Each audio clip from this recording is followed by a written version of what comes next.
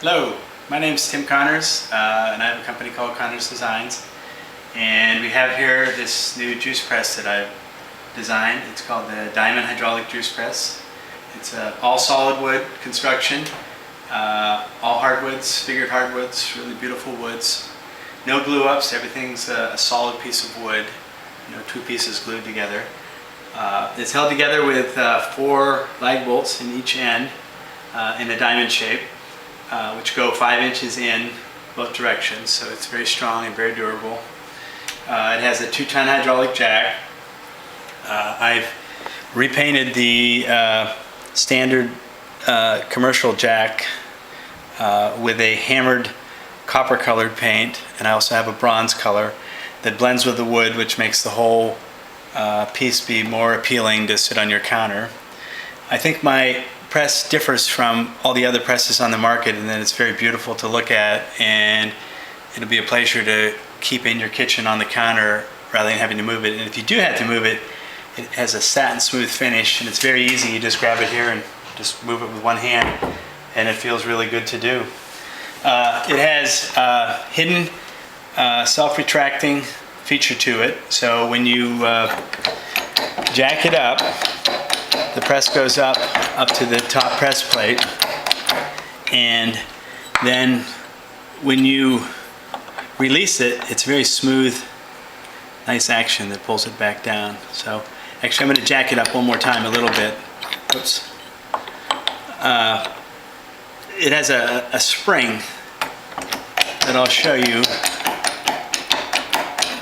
It's a spring that goes up and then it gets sucked back down.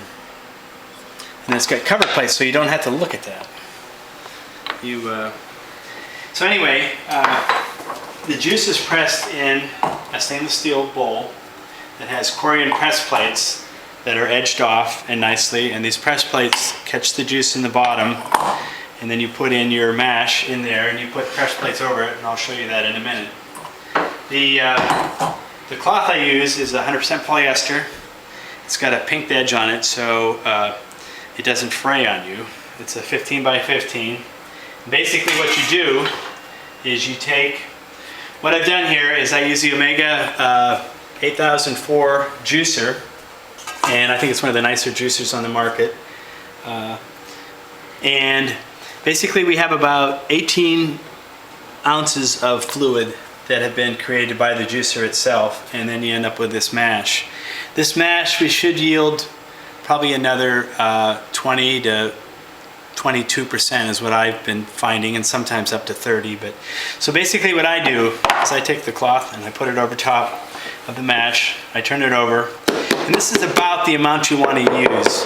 You can yield a total of about 25 ounces of juice. You can use a little bit more than this per squeeze on it. So basically what I do is I fold it over one way, and then I fold it over the other, and I just kind of scrunch it up so it's a little tight, and then I fold the ends in.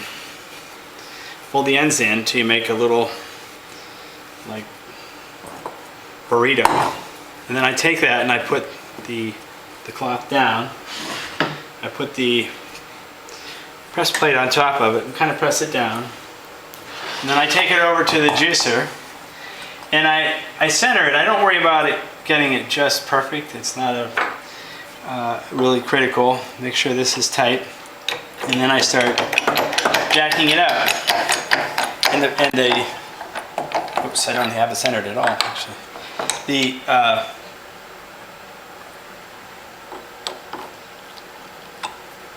So then I jack it up until it makes contact with it. And you don't have to jack it up, you don't have to use a terrible amount of force. You can, in general, I usually put one hand up here, and what I find with my press over the other presses is you're putting your hand on a nice, beautiful piece of smooth wood instead of a plywood or a metal frame. And just give it a couple of good cranks, just till it snugs up and just starts to make that cranky noise, and you've got it.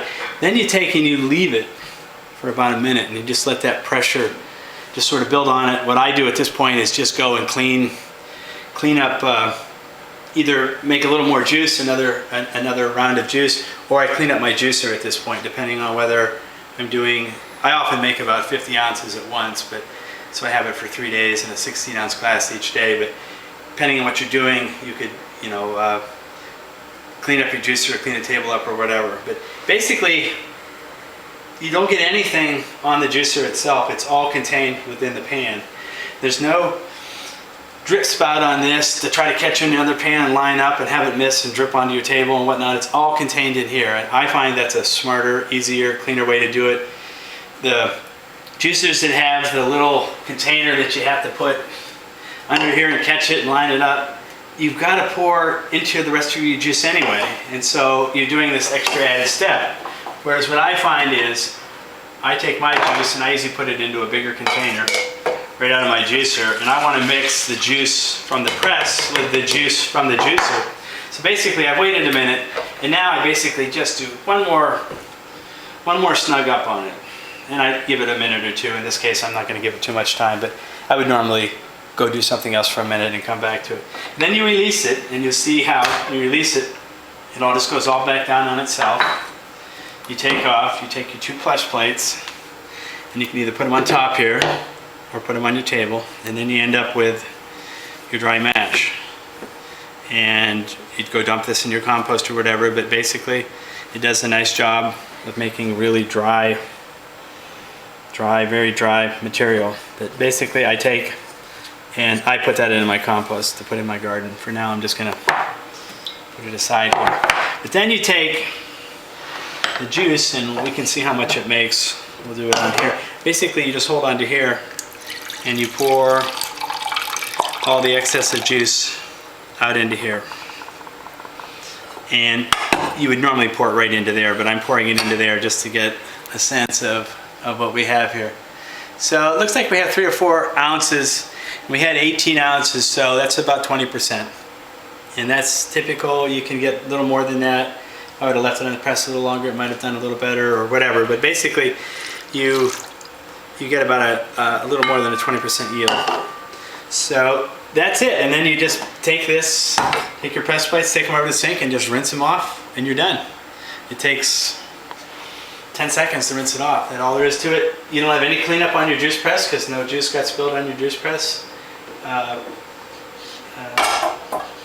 So that's how my press works. I hope you'll come visit my website. I'm at www.hydraulicjuicepress.weebly.com. Thanks for visiting.